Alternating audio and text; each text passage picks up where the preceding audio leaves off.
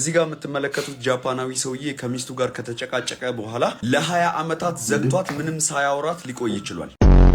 እኔ እንደሌሎቹ ሴቶች አበባ ቸኮሌት ምናምን አልፈልግም።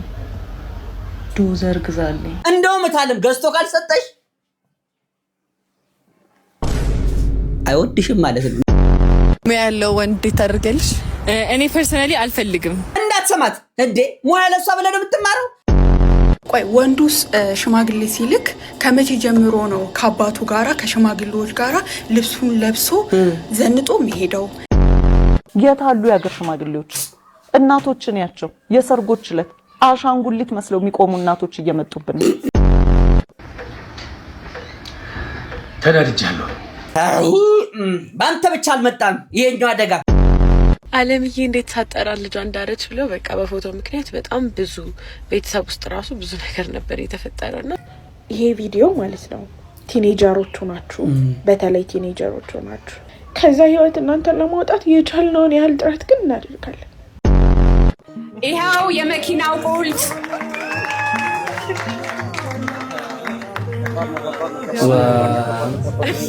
ከባድ ነው እያለ ነው። አመሰግናለሁ እያለ ነው።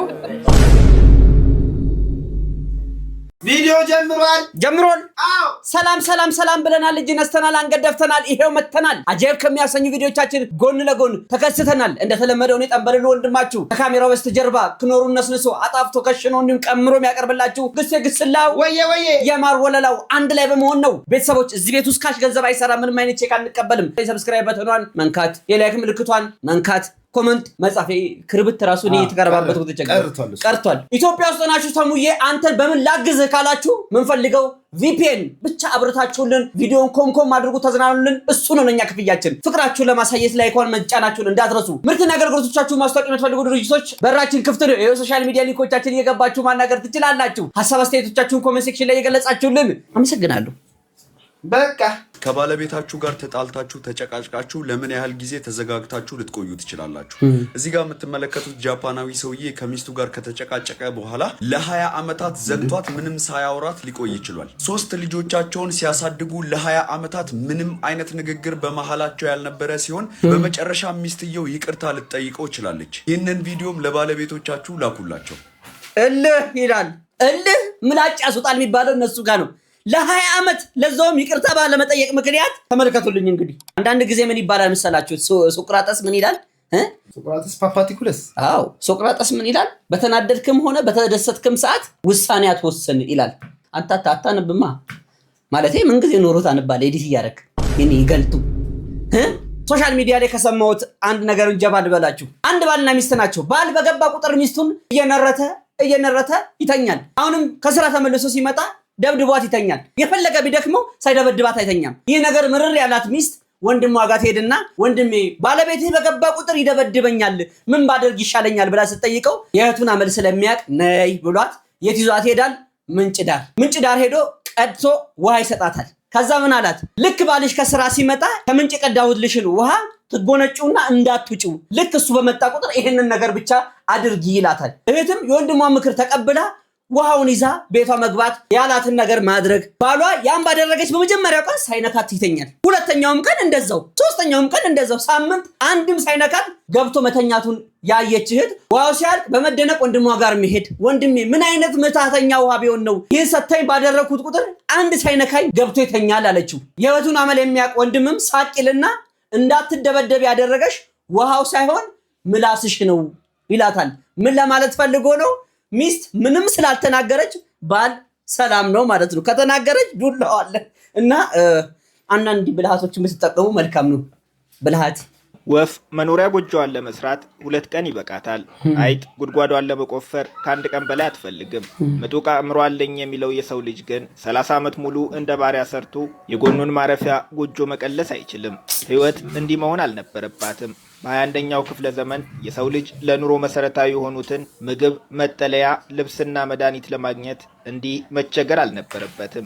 እነዚህን ነገሮች ለሰው ልጅ በቀላሉ ማቅረብ ያልቻለ ስልጣኔ አልለውም። በጣም የሚያስፈልጉንን ነገሮች የሚያስወድድ ስልጣኔ ምን ይጠቅመናል? በግሌ የሰው ልጅ በምድር ላይ መኖር ከጀመረበት ጊዜ አንስቶ ከስልጣኔ ራቀውና ኋላ ቀር የሆነው ዘመን ይሄኛው ዘመን ይመስለኛል። በምድራችን ላይ ብዙ ዩኒቨርሲቲዎች የተገነቡት በዚህ ዘመን ነው። ብዙ ሰዎች ዩኒቨርሲቲ ገብተው በዲግሪ የተመረቁትም በዚህ ዘመን ነው። ሆኖም አልሰለጠነም በምንለው ዘመን እንኳን እንደ ልብ ይገኙ የነበሩ የሰው ልጅ መሰረታዊ ፍላጎቶች የቅንጦት የሆኑበት ዘመንም ይሄው የምንኖርበት ዘመን ነው። ለሰዎች ሁሉ መናገር የምፈልገው አንድ ምክር አለኝ። ህይወት ቀላል ናት። ህይወት ቀላልና አስደሳች እንደሆነች ነው የማውቀው። ተወልጄ ያደግኩት በሰሜን ምስራቅ ታይላንድ ገጠራማ ክፍል ነው። እዛ የምንኖረው ምንም ሳይጎድለን ህይወት ቀሎን ደስተኛ ሆነን ነው። ይህ ሁሉ በዚሁ ቢቀጥል ምን ነበረበት?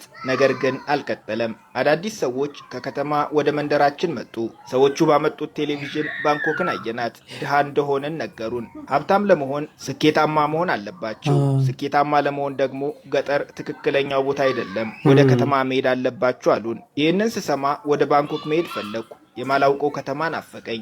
ስኬትን ፍለጋ ፔስታሊን ሸክፌ ተነሳው። ባንኮክ ስገባ ነገሩ ሌላ ነው። ባንኮክ ገጠር የነበረኝን ደስታ ነጠቀችኝ። ባንኮክ መምጣት ብቻ ስኬታማ ያደርግ መስለዋል አሉኝ። ስኬት ሩቅ ናት።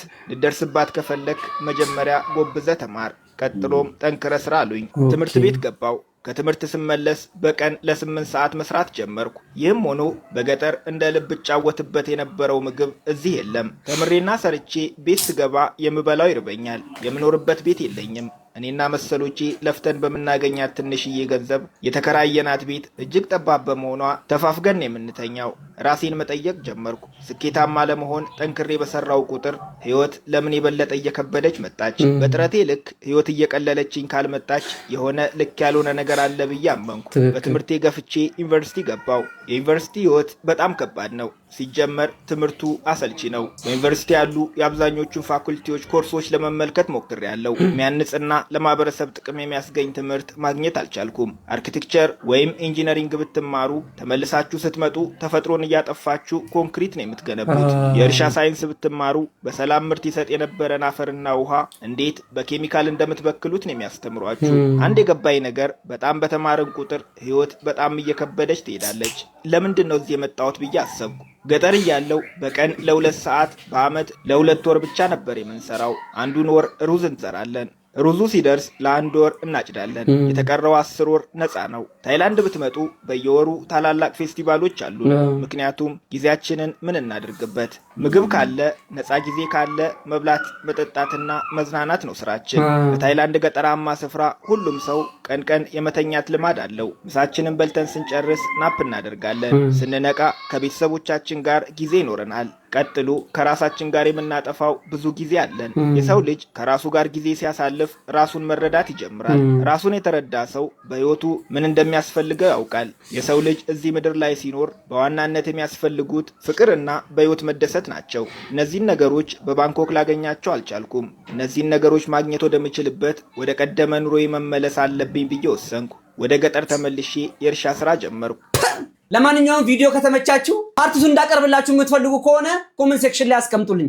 በጣም የሚገርመው ነገር ግን ህይወት ቀላል እንደሆነች ከምሁራን አንደበት ነው የምንሰማው። በተለይ ገጠር ከገቡ ምሁራን ሁሉ ነገር አለ፣ ቤት አለን፣ ምንበላው ነገር አለ፣ ሁሉ ነገር የተስተካከለ ነገር አለ። ነገር ግን ራሳችንን አፕዴት እናድርግ ብለን መተን እዚህ መጨናነቅ ነው። እኔ እናቴ ቤት እንደው ፈሴን እያንዛረጥኩ የማደር ልጅ አሁን ወር በመጣ በሁለተኛው ቀን ነፍስ ውጪ ነፍስ ግቢ ነው። ሰምታችኋል? 2 ወር ሰርተን 10 ወር ረፍት ነው ያለው። 10 ወር ሙሉ ይተኛሉ ይስናናል። እኛ 2 ወር ራሱ አናርፍም እኮ።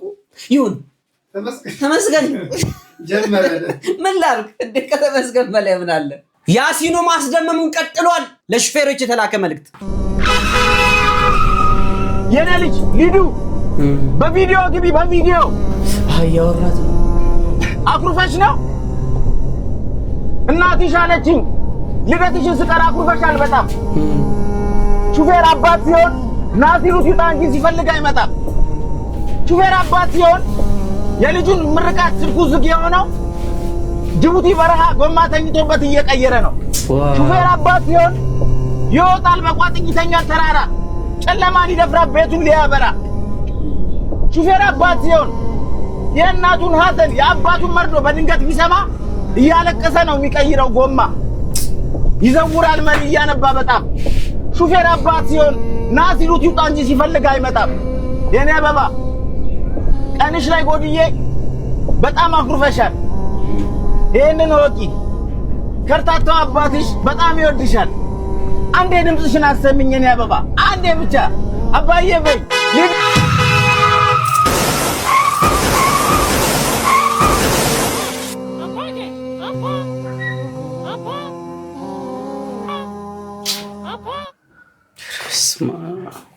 የብዙዎቹን ሹፌሮች ብቻ ሳይሆን የኛን ራሱ የተጓዦቹን የተገልጋዮቹን ልብ የነካ የሚገርም ቪዲዮ ነው የለቀቀው ያሲኖ አልተቻለም ክብር በረሃ ለበረሃ ለሚንከራተቱ አባቶቻችን ክብር በረሃ ለበረሃ ተንከራተው ለሚያኖሩን ሹፌር ወንድም እህቶቻችን አባቶቻችን ክብር ለእናንተ ነው በነዳጅ ምክንያት እንኳን እናንተ ስለጎደላችሁብን ሀገሪቷ ላይ ምን አይነት ችግር እንደተፈጠረ ተመልከቱ የእናንተ ጉድለት ማለት የሀገር ጉድለት ነውና ፈጣሪ አምላክ እቅፍ ድግፍ አድርጎ ይጠብቃችሁ እንወዳችኋለን እንዲህ በወላጆቻችን ትዝብት ውስጥ ከገባን ወጣቶችስ ምን አሉ የሚለውን እስቲ ተመልከቱልኝ እንደው አንድ ጥያቄ አለኝ በእግዚአብሔር ቆይ ወንዱስ ሽማግሌ ሲልክ ከመቼ ጀምሮ ነው ከአባቱ ጋራ ከሽማግሌዎች ጋራ ልብሱን ለብሶ እንዲሁ በእንትን ስሙ ዘንጦ የሚሄደው ሴቷ ከመቼ ጀምሮ ነው ልብሷን አሰርታ ከጓደኞቿ ጋር ሜካፓን ተሰርታ ጸጉሯን እንትን ብላ አይኗን ፍጥጥ አርጋ ነውር የማያቅ ትውልድ ከዛ በኋላ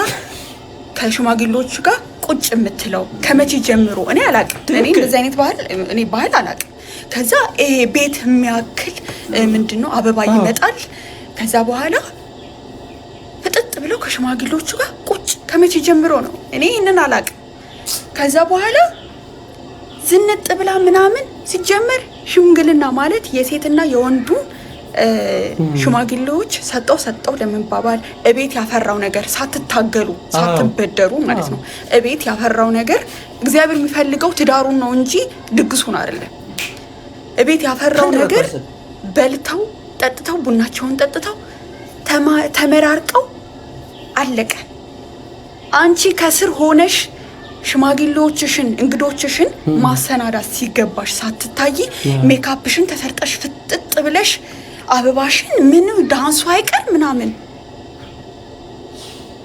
ለሌላው ተጠንቀቁ ሁሉም ነገር ጥሩ ባል ወይ ደግሞ ጥሩ ሚስት አግኝተው በምን አገባለሁ ብሎ የሆነ ሽምቅቅ የሚል ሰው አለ ሌላ ሰው አታሸማቁ ሌላ ሰው አንገት እንዲደፋ አታርጉ ምን አይነት ትውልድ እኔ አልችልም ከዚህ ህዝብ ጋር እነቴኔ ቅመም እንዶ ግንባርሽን እንዳልስም ራቀልሽብኝ እኔ እናት ትላልቅ ሰዎች በፊት እኮ ሸምገል ያሉ ጋቢ አድርገው ነበር የሚሄዱት በዚህ ሰዓት ከድራፍት ቤት ናባክ እዚህ ጀመርከውን እዛ ተጨርሳለህ ይባላል ቤት ውስጥ ድግስ የሆነ ነገር ይዘጋጃል ምግብ ሲሆን ሰው ቤት ውስጥ ሲመጣ እንግዳ ነው ትንሽ የምትቀመስ ነገር ቡና ተፈልቶ ጉዳይ ያልቃል ድግስ እናንተን አዘጋጅታችሁ እንደዛ ደግሳችሁ እኮ መጥቶ ሽማግሌዎች የቆሙ ሽማግሌዎች ምን እንደሚያስቡ ታውቃላችሁ ልጃችንን አንፈልጋትም ውጭልን ውሰዷት ትሄድ ከዚህ ቤት ውልቅ ትበልልን ያላችሁ ነው የሚመስለው ከዛ በኋላ እንደዛ አድርጋችሁ ትሄዳለች ነገ ከነገ ወዲያ ደግሞ ባልየው ምንድን ነው የሚያደርገው ውጭልኝ የተባለችን ልጅ ውጭልኝ ይላታል ከዛስ መወጣጣት ነው የመጣው ሽማግሌ ወጠጤው ነው ሰብሰብ ብሎ የመጣው ለማስታረቅም አይሆንም ውሸት ብቻ ይበዛዋል ተጠንቀቁ ባህል የሚባለው ኋላ ቀር ለመሆን ሳይሆን ስነ ስራ ለማስያዝና ቋሚ ነገር ለማስያዝ ነው ቋሚ ነገር ትዳር ማለት ነው ይሄ ብርና አበባውን አይደለም ሰላም እንዴት ናችሁ እግዚአብሔር ይመስገን እኔ በጣም ደህና ነኝ ሰሞኑን አነጋጋሪው ጉዳይ እናንተም ብቻ አይደለም ቤተሰቦቼም ደንግጠዋል እናቴ ደንግጣለች አባቴ ደንግጧል ዘመድ አዝማዶች ደንግጠዋልና እናቴ ማለት ነው በጣም ደጋሽ ናት በዚህ አጋጣሚ ልንገራችሁ በጣም ደጋሽ ናት በቃ ሰው በልቶ የሚጠግብ የማይመስላት እናት ነው ያለችኝና በትንሽ በትልቁ ነው ዝግጅት እንደዚህ የሚደረገው እኛ ቤት ውስጥና እንዴት አለምዬ ሳጠራን አለም ነው ስሟ እናቴና አለምዬ እንዴት ሳጠራን ልጇን ዳረች ብለው በቃ በፎቶ ምክንያት በጣም ብዙ ቤተሰብ ውስጥ ራሱ ብዙ ነገር ነበር የተፈጠረውና እኔም ደንግጫለሁ እንደዚህ በጣም ማለት ሚጋነን አልመሰለኝም ግን ለምለቀው አዲስ የሰርግ ሙዚቃ ቪዲዮ ክሊፕ ላይ 1 ብር ነበረ ሞዴል ሆኖ የተጫወተውና ለዛ ነው የነበረውና የእውነት ለመሰላችሁ እንግዲህ እውነት አለ እውነቱ ፍቅር ነው ዘፈኑን እንድትሰሙትና ያሰባችሁልኝም ፍቅር እንዲጋባባችሁ ለእናንተ ጋብዛችኋለሁ ማላሳያችሁኝ ፍቅር ስለሰጣችሁኝ ስለተመኛችሁልኝ መልካም ነገር ሁሉ በጣም አመሰግናለሁኝ የእውነት ሆኖ በቃ ያየሁትን ነገር ነው ቢሆንም የማነበውን አይነት ነገር ነው ያየሁትኝና በጣም አመሰግናለሁ እግዚአብሔር በጣም ያክብርልኝ ሙዚቃዬን ደግሞ ተጋበዙልኝ የራሴ ዩቲዩብ ቻናል ላይ ነው የለቀኩት ኤደን አይሽሽም የልቤ ሰው ብላችሁ ታገኙታላችሁ አልበም ደግሞ በጣም በቅርብ ጊዜ ጠብቁ እቺ መዳረሻ ላድርጋት ብዬ ነው በጣም ወዳችኋለሁ አከብራችኋለሁ ባይ በነዳጅ መወደድ ምክንያት የሰሞኑ ትራንስፖርት ሁኔታ ከምን ደረሰ ለምትሉን ተመልከቱልኝ ተወዶ እኮ አይደለም ጠፍቶ ነው ተፈቅሮ ነው እንጂ በር ላይ ለምን ሰልፍ ነው የታክሲ ግቢ ድረስ እንግዲህ ነዳጁ የለ ይገርምሻል ባለፈው ሰልፉ መኝታዬ ጋር ደርሶ ተኝቼ ነው የተሰለፍኩት ኧረ እባክህ አዎ የኔ ቆንጆ ታገቢኛለሽ ምንድነው እዛ ሰርፕራይዝ ላደርግሽ ነበር እዚሁ ሰዓቱ ነጎደ ታገቢኛለሽ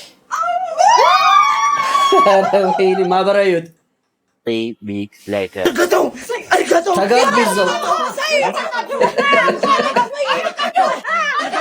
ኧረ ሰልፍ ደረሰ ታጋበሉ ትንሽ ወደፊት ታጋ ቢያንስ ከግቢ ልንወጣ ነው እንዴ many months later አይዞሽ በርቺኔ እናት አይዞሽ እንደ ቀልድ 9 ወር ሞላናል ስሙን ግን ማን ልትሉ ታሰባችሁ ናፍጣም በለው እንዴ አሰለፈች በሏት አሰለፈች አረው መጣነ እንግዲህ የሚታወቅ ነው የትራንስፖርት ጉዳይ ሁላችንም ጋር ራስ ምታት ሆኖብናል በተለይ ከሀገር ወደ ሀገር ቀርቶ ከሰፈር ወደ ሰፈር እንኳን ለመጓጓዝ መከራ እየሆነብን ነው እቺ የሁላችንም ሐሳብ ናት ነገር ግን በሚገርም ሁኔታ ነው የገለጻችሁት ይበል የሚያሰኝ ነው እንደው የኮሪደር ልማት በመሰራቱ ምክንያት ሰው ሁሉ ወክ በማድረግ ወደ የቤቱ መግባቱ ጥቅም አገኘን እንጂ ይሄ ኮሪደር ልማት ባይሰራ ኖሮ ችግር ነበር እንዴ የተጣበብን ከመኪና ጋር ህይወትም ማለፋል ዘጠናዎቹ ተመልሷል እስኪ እዚህ ውስጥ ትውስታ ካላችሁ ኮሜንት ላይ ይሄ የኔ ትውስታ ነው እንደውም እንዴ አጋጥሞኛል ብላችሁ ጻፉልኝ ዳይ ወደ ቪዲዮ እስቲ ፍቅሬን በፖስታ ልኬልሃለሁ መልሱን በቶሎ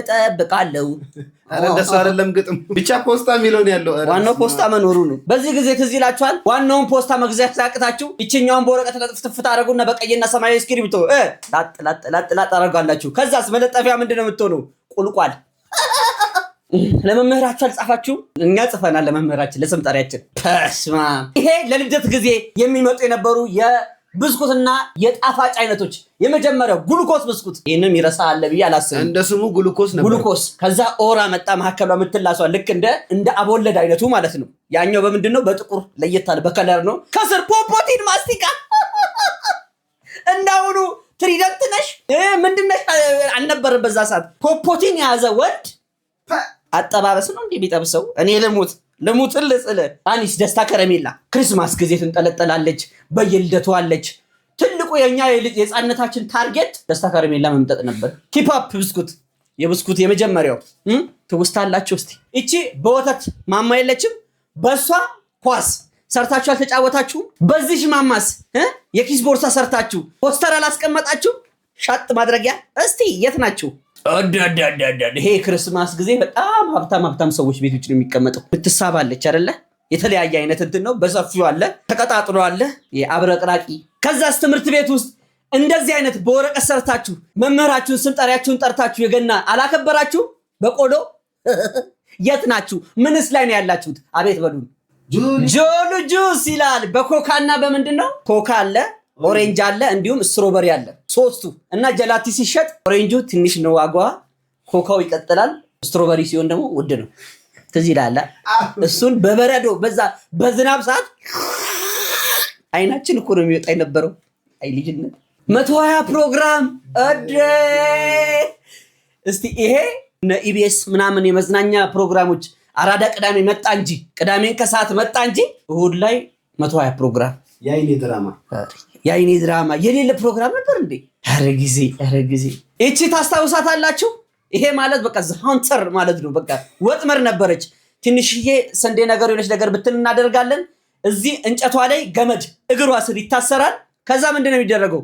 ወይ ዶሮ ወይ ወፍ ልትለቅም ስትመጣ ላጥ እናደርጋለን። ድፍን የልጅነት ጊዜ የነበርን ጭንቅላት አሁን ላይ ቢሆነን ኑሮን እንዴት እንደምንጠምደው ብታዩ ምን ዋጋ አለው? አሁን የቴክኖሎጂ አበላሽቶ እቺ ፓኒሽመንት ቅጣት ይልሃል። አረፈደህ ስትመጣ ከጎን ሆነ ስታወራ እንዴት ነው ተንበርክካችሁ እንደዚህ ደብተር እንዳታረግ ትባልና ጉልበትን እየቆረቆረ እጅ ወደ ላይ ስትባልስ ትልቁ ቅጣት ይሄ ነበር። አሁን ተማሪው ምንድነው የሚያደርገው? ዴስክ ላይ ያወጣና ከመምህሩ ጋር ነው ግብግብ ከሚያስተምረው ላምባ ኤልፓብ እንኳን ቢያስቸግረን በዛ ሰዓት ምንድነው የሚደረገው? እዚህ ውስጥ ጋዝ ይከተታል። ከዛሳ በክር ተደርጎ እቺ ምን ነበረች? ቅባት ጠርሙስ ነበረች። ቅባት ጠርሙስ ልክ ስታልቅ አናቷ ትበሳለች። ሪሳይክል 5S የዛን ጊዜ ነበረ። ጠጠር ከረሜላ ይሄንንማ ስንመጠምጠዋል እንዴ አንዴ ምን ውስጥ እንከተዋለን? ሎሚ ውስጥ እንከተዋለን። ሎሚ ውስጥ ከተን መጥ ነበረ። ብዙ ካለን ደግሞ ኮርሸም አድርገን እንጨርስ ነበር። በግፍ እንገዛና እንከፋፈል ነበረ። በፊት እንደውም እንደዚህ ብቻ ነበር። ከለር ነበረው ከለር ነበረው። በየከለሩ ነበር የምንከፋፈለው። ትውስታችሁ የተነካባችሁ ሰዎች እስቲ የት ናችሁ? ሐሳባችሁን አስቀምጧ እንዴ የዛ ደጉ ዘመን ልጆች ለልጆቻችሁም ንገሩ። እኔ እንደሌሎቹ ሴቶች አበባ፣ ቸኮሌት ምናምን አልፈልግም። ዶዘር ግዛልኝ፣ ገልባጭ፣ ኤክስካቫተር ነው በጣም ነው የሚመቸኝ። ይህ ልማታዊ ጥያቄ ነው። ባይዘው ልማታዊ ጥያቄ ነው። አበባና ቸኮሌት ምንም አያረግም። ለነሚጡ ለነባቢ ነው የሚያስፈልገው። አበባው ላንቺ ቢሆንም ቸኮሌቱ ለጻናቱ ይሆናል አይደለ? ያንቺ ግን ለየት ያለ ነው። ልማታዊ ነው። እቺ ልጅን ኤክስካቫተርና ዶዘር ገዝተህ ብትሰጣት ልማታዊ ነው የምትሆነው። ማንቺ እንደውም መገዛት አለበት። ግዛላት እንጂ ምን አይነት ያለ ገዝተህ ስጣት። አብራት እንደውም ሰብ ኮንስትራክሽን ላይ መሳተፍ ይችላል እኮ። እንደውም ታለም ገዝቶ ካልሰጠሽ አይወድሽም ማለት ነው። እንደው ጭምጭምታ ሰምቻለሁ። እንዳትለቂው ቼት እያረገብሽ ነው። ጉሮሮ ላይ ቆመሽ እንደው 50% ከባንክ ጋር አረጋገናኝቶ እንኳን ይግዛልሽ አይደል? ግዜ በዚህ ማሰር ነው እንጂ ታባቱ ገዛላት ገዛታለ። ይሄው የመኪናው ቁልፍ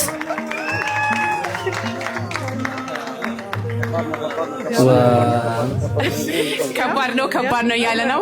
አመሰግናለሁ እያለ ነው። ከባድ ነው። ብዙ ከባድ ነገሮች ከዚህ በኋላም ይመጣሉ። ቅልቦች እስካሉ ድረስ አዶናይን እንዲሁም ደግሞ ዶክተር ሰላምን ከልብ እናመሰግናለን።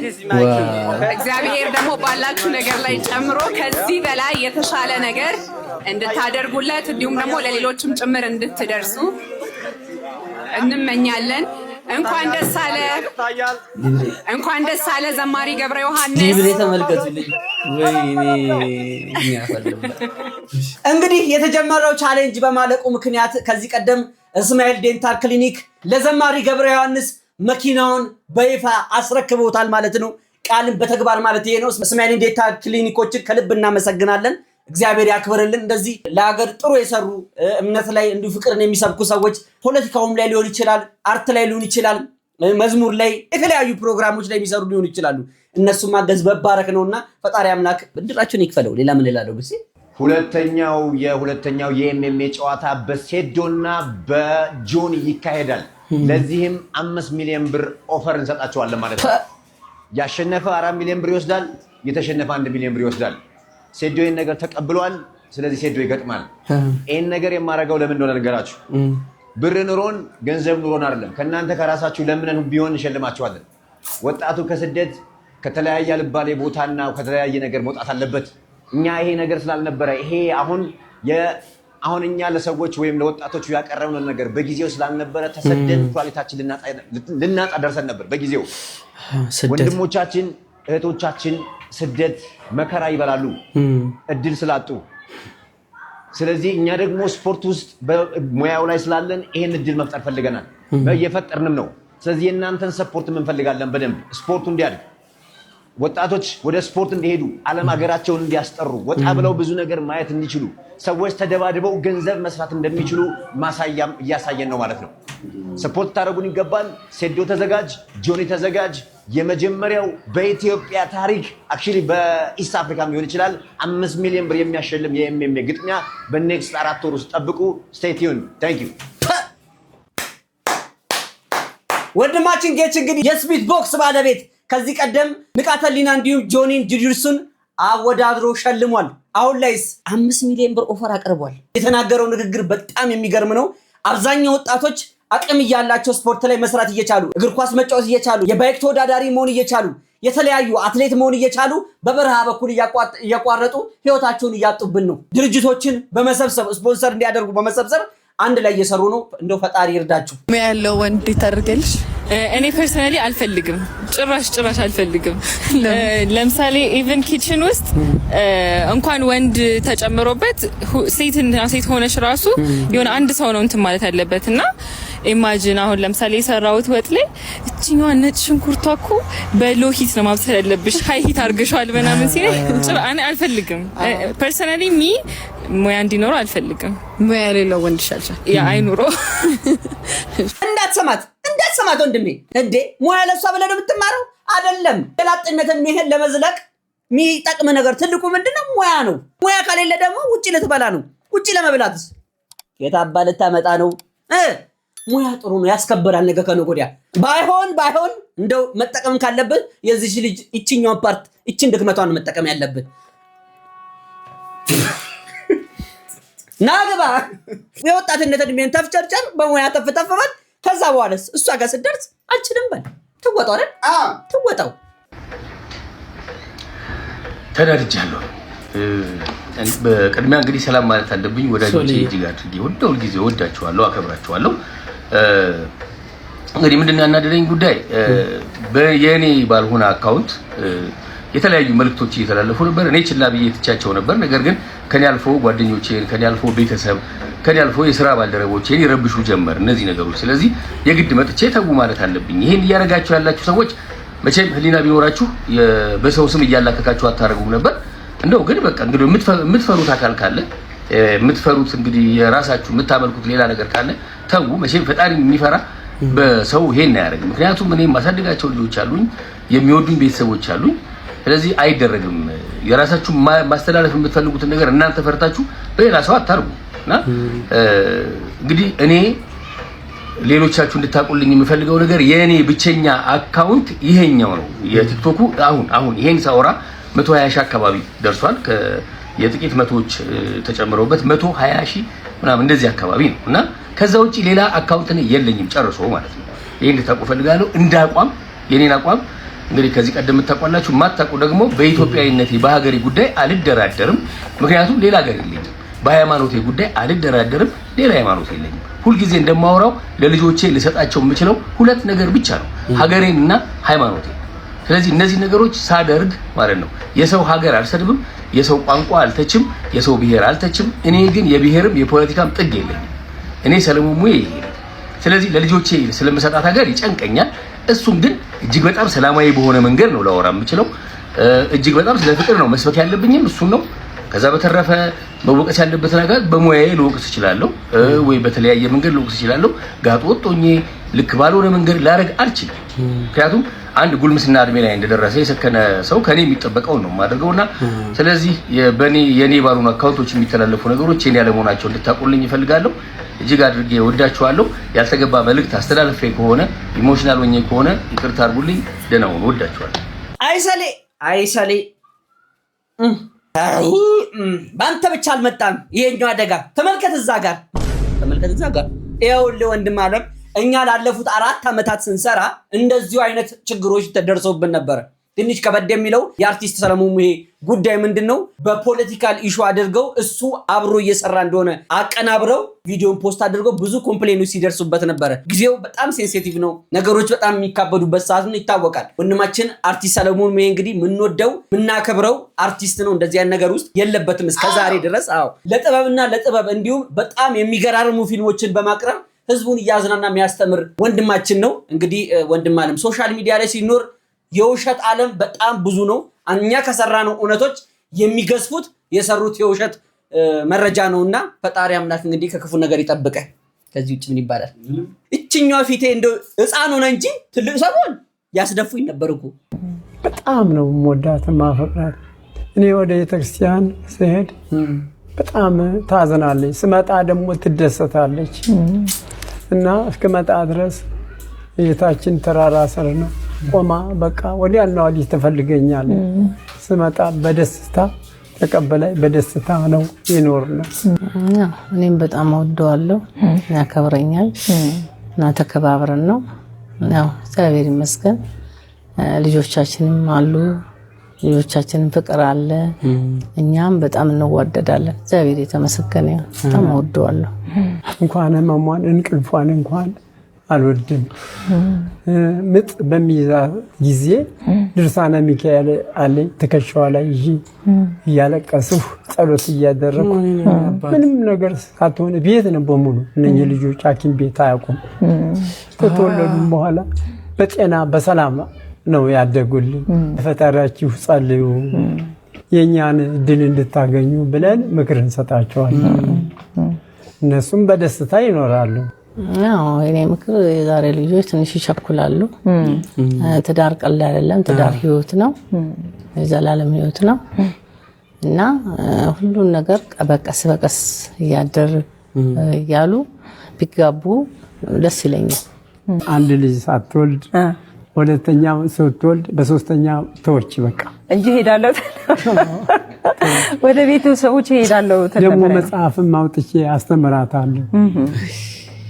እንደዚህ ህጋችንን እንደዚህ በአንድ ሆነን ኮነር ወደ ገነት ወደ መንግስተ ሰማያት እንገባለን። ህጋችን ታፈረሰን ግን ወደ ሌላ መከራ ይደርስብናል እያልኩ ነግራታለሁ። እሷም ፈሪሃ እግዚአብሔር ያለባት ስለሆነች እግዚአብሔርን ትፈራለች። እንግዳ ታስተናግዳለች። ዝክር እናዘክራለን። መድኃኔ ዓለም ቅዱስ ሚካኤልን እመቤታችንን ማህበር እንጠጣለን። እኔ እኮ ይሄ ትውልድ ምን አይነት ነቀዝ ነው የሆነው? ባካችሁ እንደው አባቶቻችሁ ምን አይነት ሁኔታ ላይ እንደነበሩ እንዴት ችግሮቻቸውን ፈተው ለዚህ ደረጃ እንደደረሱ እናንተን ወልደው ለዚህ ሎግ ለማድረግ እንዴት እንዳበቁ ጠይቁ የምንለው በምክንያት ነው። ተመልከቱልኝ፣ ችግራቸው የሚፈቱበት መንገድ ራሱ ይበል የሚያሰኝ ነው። ረጅም እድሜና ጤና ይስጡት። ፍቅር አያረጅም፣ መውደድ አያረጅም፣ ሰውነት ቢጃጂ ሚዳቆ ልቤ ላይ ፈንድቆ ቆረቆነት ዞር በል በእናትህ። አንተ ምን አይነት ዘፈን ነው ግጥም ነው የምታመጣው? ለትላልቅ ሰው ሲጀምር ዘፈን ትዘፍናለህ? ታሳስተኛለህ። ፍቅር አያረጅም ብትል ይሻላል እኮ ሙዚቃ እባክህ። ባለፈው ተጫወትኩላችሁ የነዋይ ደበበ ነው። ዛሬ ደግሞ የራሴ ነው ላይፍ ፎር ነው።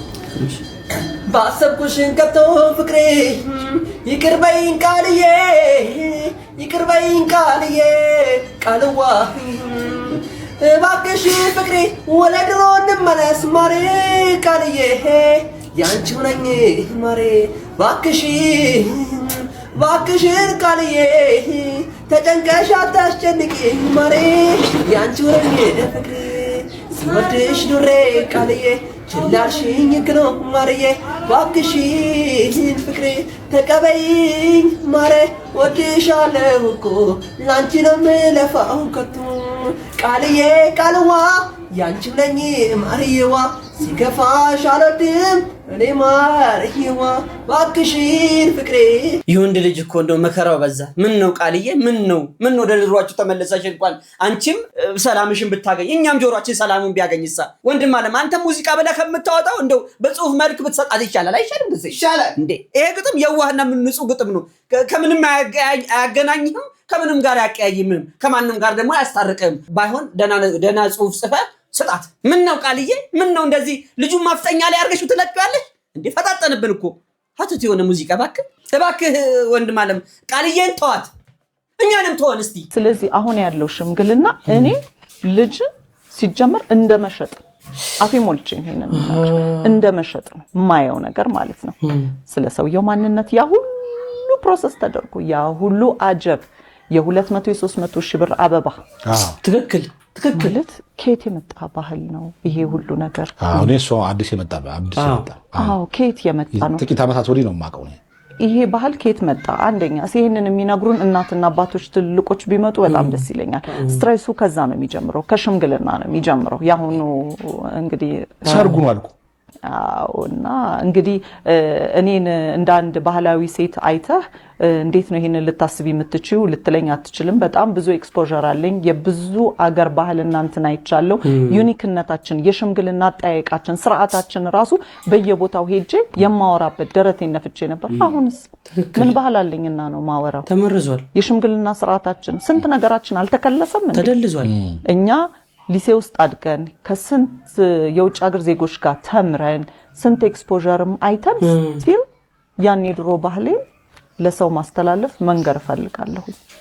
አሁን ግን የምናየው 200 ሰው የሚመጣበት ሽምግልና የአበባ እንትን የሚመጣበት አባቶች የሌሉበት ወጣቶች የተሰበሰቡበት አፌ ሞልቼ ነው ምነግር። እኔ እዚህ ጋር ወቀሳም ቢመጣብኝ እኔ ሪስፖንሲቢሊቲውን ወስዳለሁ። ወጣቶች ሽማግሌ መሆን የለባቸው። አይ የእድሜ ቁጥር ብቻ አይደለም። በእርግጥ እድሜ ምልክ የእድሜ እንትን አይደለም። ነገር ግን ይሄ ሪስፖንሲቢሊቲ የሚባለው ነገር በጣም አስፈላጊ ነው። ስለ ትዳር ነገ እኮ ሽማግሌ እኮ ችግር ሲመጣ እኮ ድልድይ የሚሆን ሰው ትዳር ላይ ሲመጣ እኮ ድልድይ ሆነ። እነዚህ ሰዎች እኮ የማይተዋወቁ ሰዎች ናቸው። ትክክል። ሽምግልና የሚመጣ ሰው እኮ ስለ ባልየው መናገር የሚችል እኮ ነው። ባልየውን በደንብ ጠንቅቆ የሚያውቅ ሰው ነው።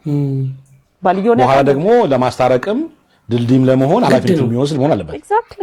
ስለዚህ ይሄ ሰውዬ እኮ ማንነቱን ሁሉ እኮ ምንም እኮ ና እከሌና እንትና ጋር አሁን ይሄ ስብስብ ይመጣል። በጣም እንደው ከይቅርታ ጋር ይሄ ሴሌብሪቲ የምንላቸው ሰዎች የጀመሩት ነገር ነው። አሁን ግን በየሁሉ ጋር የሚሄድ ነው። ሴሌብሪቲዎቻችንን በጣም ነው ማከብራቸው የምወዳቸው።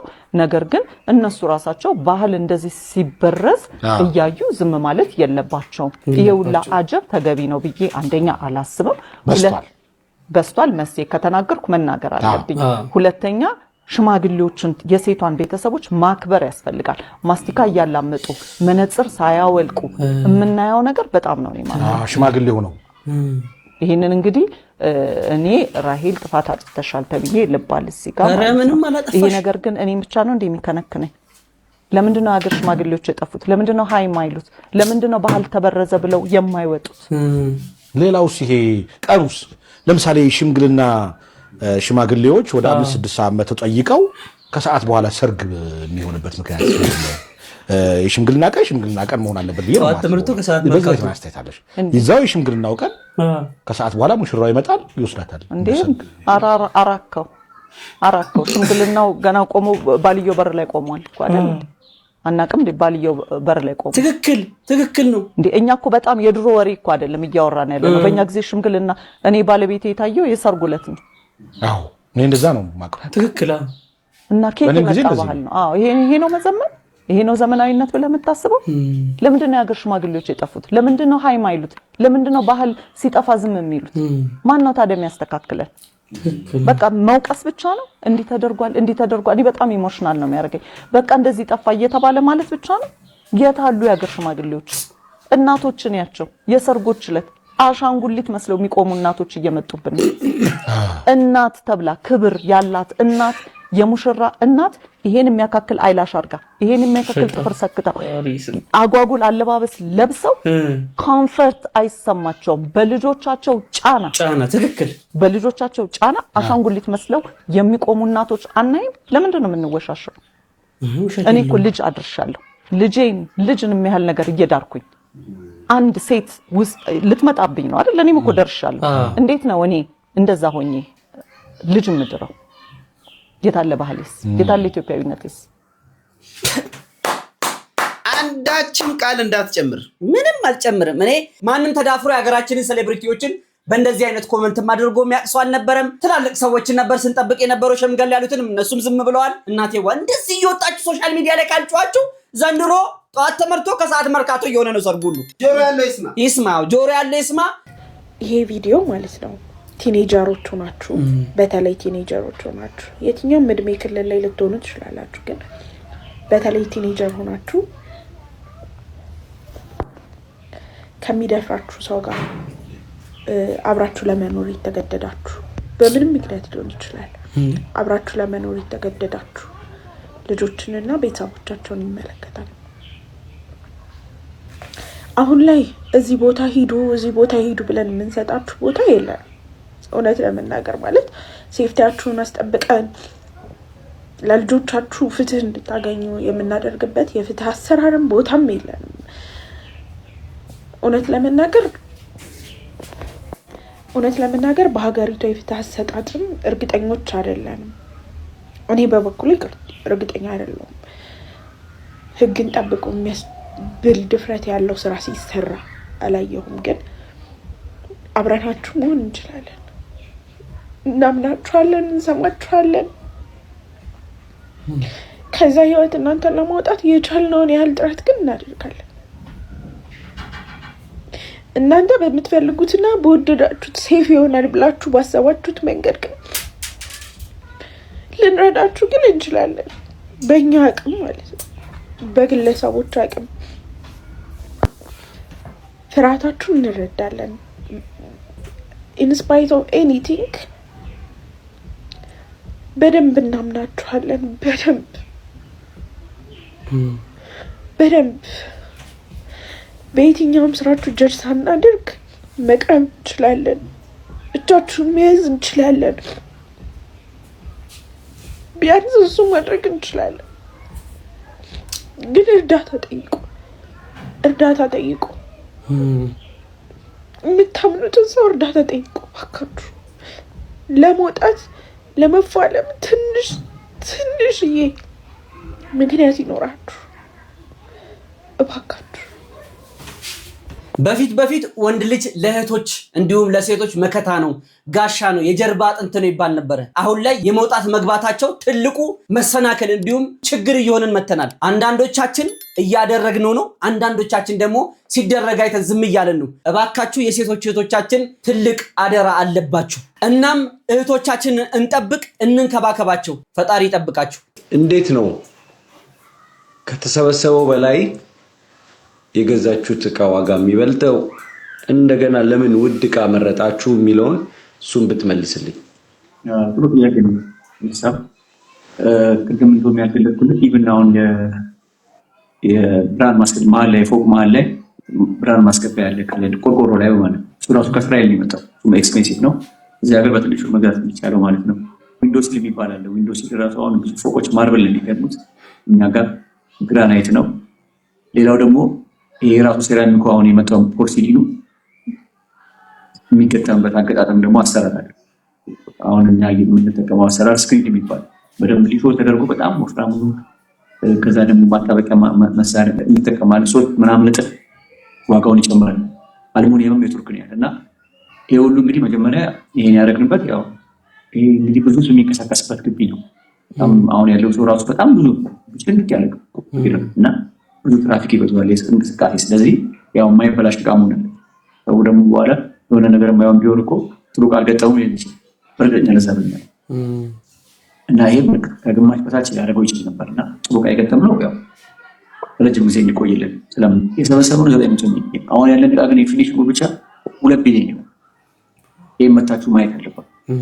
እኛ መቄዶንያ ላይ እግዚአብሔር ነው የሚሰራው። እግዚአብሔር በረከት አለ። 100 ብር የረዳ ሰው 100 ሺህ ብር 1 ሺህ ብር ነው የሚጠብቀው። ምርጥ የሆነ ለም መሬት ላይ እንደመዝራት ነው። ውጤታማ ቦታ ነው። እርዱም የምንለው ለዚህ ነው። ዝም ብሎ ምክንያት ከዚህ ቀደም በተለያዩ ስትሪሞች የተለያዩ ሶሻል ሚዲያ ኢንፍሉዌንሰሮች በላይቭ ስትሪም በመቀመጥ ብዙ ገንዘቦችን ለመቄዶንያ ሰብስቦ ነበረ። እናም ይህ ገንዘብ የደረሰ ተብሎ በጣም ብዙ ጥያቄዎች በጣም ብዙ ክርክሮች ሲያስነሱ ነበረ። ለዚህም ጉዳይ ምላሽ ደግሞ ላይቭ ስትሪም ላይ ቀርበው ምላሽ ሰጥተዋል ማለት ነው። እኛም እንደ አጋጣሚ እድል ቀንቶ በአካል ሄደን ለማየት ችለናል። በቀን ውስጥ 2 ሚሊዮን የኢትዮጵያ ብር ያስፈልገዋል።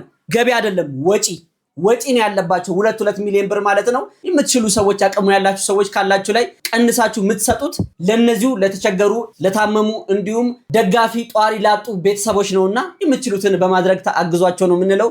እንወዳችኋለን፣ እናከብራችኋለን። ቪዲዮን አይታችሁ ጨርሳችኋል፣ አፕሮቫል ሰጥተናችኋል። እስካሁን ድረስ እስከዚህ ደቂቃ በትዕግስት አብራችሁን ነው ያላችሁት።